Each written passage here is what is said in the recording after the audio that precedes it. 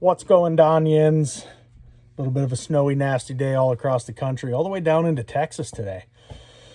Man, I got to tell you, though, those of us in Michigan really feel bad for you guys in that tough winter you have down in Texas. Not. Just kidding. No, it is pretty nasty out, so hopefully everybody's out there being safe, staying safe. And what better time to dive in and do a little bit of learning than when it's nasty outside. One of the things I wanted to do today is hopefully teach everybody a few things. If you're anything like me, that constant quest for knowledge, what's going to make me better in the field, what's going to make me make more informed decisions about the equipment I use, all those kinds of things, that kind of search for that is never ending. It's what makes us efficient, accurate, and able to do what we do out there. So talking about the weather, talking about something that performs in weather, also tying into a video I did a week or so ago. I did this video on the 6.8 Western and the birth of the 6.8 Western, new caliber launched by Winchester here just in the last few weeks for the kind of the long-range Western style hunting. And one of the things that I showed in that video that I'm getting a ton of questions on is the Winchester XPR rifle. A lot of people seem to know that I'm a Model 70 guy. I've used Model 70s forever. Always, I mean, way back, always been a Model 70 guy. But I have to tell you that as of late, I have been gravitating towards this XPR rifle. I've got it in a couple of calibers now. I have it in a 6.5 Creedmoor. I have it in a 6.8 Western. And I have it in probably what could be my favorite caliber of XPR that I have, 350 Legend. And it seems like every single one of those guns is just a tack-driving machine. I have been over the top impressed with the performance I'm getting out of these XPRs, and it doesn't matter across those three calibers. I've shot it in a 270, same damn thing. It just works. And I think it works for a lot of reasons, some of which we're going to dive into today. So this video might be a little bit longer, but buckle up because hopefully we're going to learn some things. So what do I have here? Well, I have an XPR. Check this out. I think one of the things that you look at when you look at an XPR compared to a Model 70 is side by side. I mean, they're different guns. They are totally different guns, different price points, different guns. But I think, you know, the XPR, the best way that I can break it down in my head is this is a working rifle. This rifle is meant to withstand anything and everything you can throw at it. There's some of us out there, Chris, that are really hard on our equipment. This is like a gun for Chris because he beats the snot out of everything that he has. So anything you're going to throw this thing's way, rain, sleet, snow, mud, literally it doesn't matter. The XPR is built to perform and built to last and do its job and do its job well and accurate. So we're going to talk just briefly about some of the kind of overall features. And then I'm going to get into one of the things that I think makes this such an accurate firearm. So let's dive in. First things first, let's talk a little bit about safety, right? Winchester did a phenomenal job when they designed the safety on this gun. If you look right here, you can see it's a two-position safety. So it's front and back, accessed by your firing hand right up at the thumb. Super simple. It's actually nice and quiet. It's not too loud. Super simple to grab and grip, big enough that if you have gloves on, you can still feel it. The angles are good. The angles are designed well. So it's obviously in the back position, it is on safe. In the forward position, it is on fire. Now, the other thing that they incorporated is a bolt release button that is just up in front of the safety. So you see that bad boy right there? That is the bolt release button. So what that means is you can actually work the bolt without taking the gun off safe. So leave the gun in the safe position, push that little button, and then looky here. You can actually operate the bolt while it's in the safe position, which is a feature that I think is, it's a must. I mean, if guns don't have those features on them nowadays, I don't know what's going on, but I love that about this gun. The other thing is the bolt is super easy to get out. Talking about bolt releases, there's right here on the backside. If you got to field strip this thing and you got to clean it, it's literally work the bolt release, open the bolt up, pop back here, bam. Your bolt is out. So if you got to clean, do whatever you got to do in the field. Super quick, super easy, super simple. Talking about the bolt. The bolt's made of a chromoly steel. The handle is actually kind of a one-piece design, and it's built to have a real positive grip. So it's large enough to give you a good grip. it has about a 60-degree lift angle. And what that means is that you're going to get plenty of clearance when you lift between, let's see the best way I can show this, between the bolt itself and the actual scope.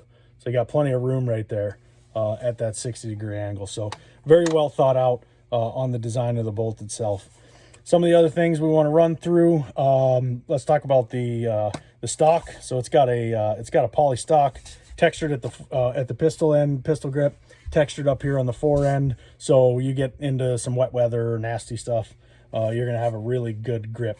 You're going to have a really good positive grip on the firearm.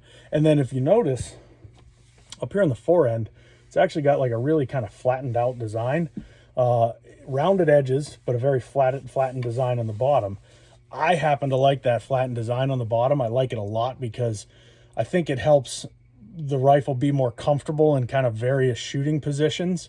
And I think that when you're shooting off a pack in the mountains, or you got to throw the pack down and you got those various angles that you're trying to shoot from, whether it's up, extreme up or down or whatever it might be, that's going to give you real nice contact with the pack and whatever it is that you're shooting off of, that nice kind of flat angle on the bottom. So I really do like that. Let's talk about the barrel a little bit. The barrel is entirely free floating, which is awesome because free floating barrel means that you're not going to be, accuracy is not going to disappear or get robbed by any of those pressure points that might actually take some accuracy away from the weapon. Excuse me.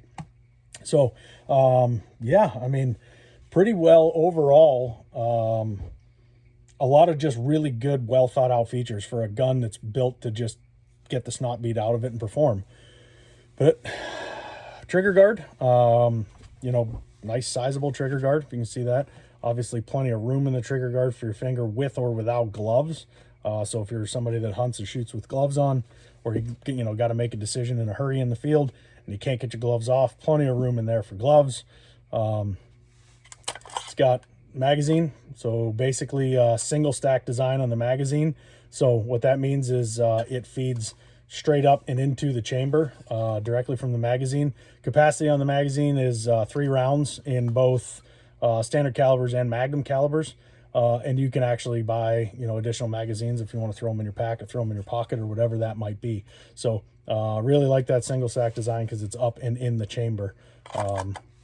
Super simple. So that's really all kind of the basics, right? Now let's get into one of the things that I think makes this gun kind of above and beyond just an accurate tack driver. I mean, I can't explain how accurate every one of these guns that I've taken out of the box has been, especially for the price point. When you start talking, you know, a sub really $800 rifle, I mean, this thing is fantastic. I think a lot of it has to do with the MOA trigger. The MOA trigger system, to me, is a game changer for various reasons. And I'm not going to go crazy into detail, so I'll try to keep it a little bit high level so that we can have it understandable without all the technical jargon. But really, the design of the trigger and the geometry of the trigger is basically going to give the shooter a 2-to-1 mechanical advantage inside the actual gun itself. And that 2-to-1 mechanical advantage is basically going to eliminate take up, it's going to eliminate creep, and it's going to eliminate over travel. So really, if you think of the trigger pull in 3 stages, take up, creep, and over travel, those are the 3 things that can really affect your accuracy as a shooter. So let's talk first about take up. So take up is basically the distance the trigger piece itself travels prior to the sear, moving toward release, and the shooter feeling any of that resistance on the actual trigger itself. And since the XPR's trigger system uses a spring in there, it basically eliminates all of that take up, because what that spring does is that spring basically allows the trigger mechanism to stay in constant contact with the actuator. So there really isn't any take up to be had because those 2 things are in constant contact. So there's none of that movement of, okay, oh, there it is. That goes away because that spring is constantly under pressure and those 2 points are connected, right? So take up, gone. It basically preloads the entire trigger. So think of it that way. So we're done with that. Take up's gone. That's cool. I'm going to be more accurate. Let's talk about creep. So creep is kind of the perceptible movement of the trigger prior to the release of the firing pin. And that perceptible movement can actually have negative influences on your accuracy. It can make you become inconsistent in your shots, all of those things. Creep is basically jerking the trigger, right? So when you hear people say, I jerk the trigger, well, creep is one of the things that can cause you to jerk the trigger. So when you jerk the trigger, obviously we know what happens. You add movement to the gun during the firing. That's not good. That's never good. So we're going to eliminate creep with the MOA trigger system, right? And then lastly, we're going to eliminate over travel with the MOA. So over travel is the rearward movement of the trigger after that firing pin has actually been released. So that's the third part of the process. You got the first part is the trigger moves, then you've got the actual trigger fire, then you've got the actual travel after that. So that over travel, you know, when you come in that rearward position after you pull the trigger, that can also cause you to jar the gun away from your intended point of aim. And if that's happening, that's not good, because that's going to be very distracting, or you start to might even think in your mind that something like that's going to happen. So, what they've done is they've set this trigger, they've used that entire internal design, and they've set this trigger to 3.5 pounds. So it's factory set at a crisp 3.5 pounds. And you're going to have no perception of over travel whatsoever. So when that sear drops, the trigger stops. So where you're aiming is 100% where you're shooting. And to me, that is probably one of the most beneficial things about this XPR rifle is you get the MOA trigger system. And I can't say enough about it. I've seen it in my own shooting, how since Winchester introduced this MOA trigger system, it has improved my accuracy in the field across the board. I'm not talking just with one gun or another. It's literally gun to gun to gun. It's improved my accuracy across the board. So it's kind of funny that everybody associates me with the Model 70 because they know I love that gun so much. But like I said, I have to tell you, I have been drawn to this XPR because the 6.8 Western I have, tack driver. 6.5 Creedmoor, tack driver.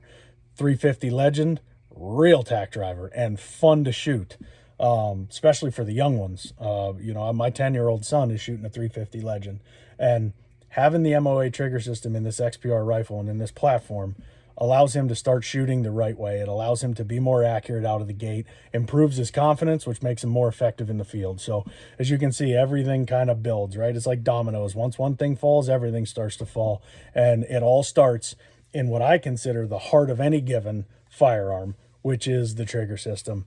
As usual, Winchester has nailed it. They've done a fantastic job of putting together a total package, a gun that you can buy at a great price point, that you can go out there, beat the snot out of and not feel terrible about in the field, but know and have the confidence that it's going to perform every single time. If you're willing to perform, and XPR is willing to perform, let's put it that way. So this gun will go through anything you want to put it through, and it'll be really, really, really solid for a long time to come. So that's it. That's my spiel on this cold and snowy day here all across the United States. Arctic temperatures. If you're looking for something to perform in weather like we've got outside, make sure you head over to Winchester Firearms website. Check out the XPR. They offer it in all different calibers that you can think of. A lot of different fits and finishes that make it really cool. So if you're worried about looking super sweet when you're in the field, all kinds of stuff there. So that's it. Everybody stay safe out there. Check out the XPR from Winchester.